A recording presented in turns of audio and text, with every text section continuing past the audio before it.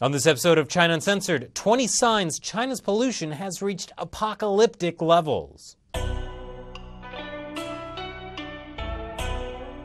Hi, welcome to China Uncensored. I'm your host, Chris Chappell. You know, my mom always told me, look on the bright side. Every cloud has a silver lining. And well, in China, there are plenty of clouds. And so here's the silver lining.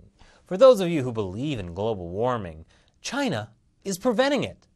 A team at NASA's Jet Propulsion Laboratory and the California Institute of Technology has discovered that aerosols, or airborne particles, emitted from pollution in China is, and I believe this is the technical term, screwing with the polar jet stream.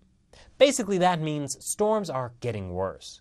So that winter storm Juno that just wreaked havoc in the U.S., we may have China in part to thank for that.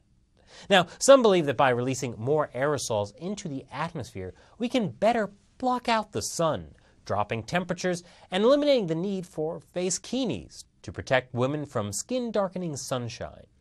But you know what? Forget NASA. It's not like they're rocket scientists or anything. The Western propaganda media are just trying to scare you into thinking pollution is bad. In China, pollution really isn't a big deal.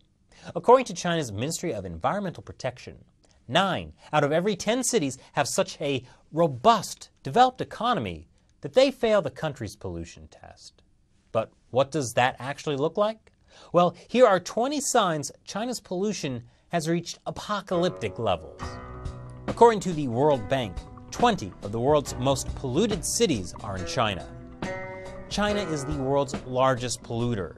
A quarter of the world's CO2 comes from China. China burns almost as much coal as the rest of the world combined. During the November 2010 airpocalypse in Beijing, the pollution was literally off the charts. It exceeded the U.S. Embassy's highest pollution rating and accidentally triggered what some programmer had written in as crazy bad. It was a joke that could, never actually happen. Chinese scientists say the air pollution in some places has been so bad its effect is like a nuclear winter that affects plants' ability to grow. This is ridiculous. A boy in a pink apron? Come on. China is home to 459 cancer villages, according to Chinese media, academics, and NGO estimates. According to the Chinese government, by 2030, China will have used up all of its water. Yep. China will run out of water in 15 years. In the 1950s, there were 50,000 significant rivers. Now, less than half of them are left. 1/3 of all native fish species in the Yellow River are extinct, according to a 2007 announcement by Chinese officials. Half of all China's lakes and reservoirs are polluted beyond what's safe for human consumption. This is what's left of the Lijiang River, a UNESCO-approved scenic spot in Guangxi. Algae blooms like this one can lead to dead zones, patches of water where literally nothing can survive. Across China, 90% of the groundwater is contaminated, according to the Asia Water Project. In Shanghai, only 3% of water is safe for drinking, according to a 2013 Shanghai Water Census.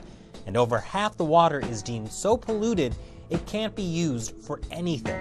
Not industrial use, not even in a fountain. Remember the 2010 BP Deepwater Horizon oil spill in the Gulf of Mexico?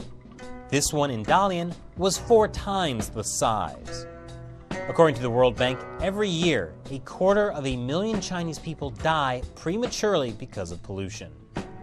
China tried to block the release of that report because of concerns it would cause social unrest.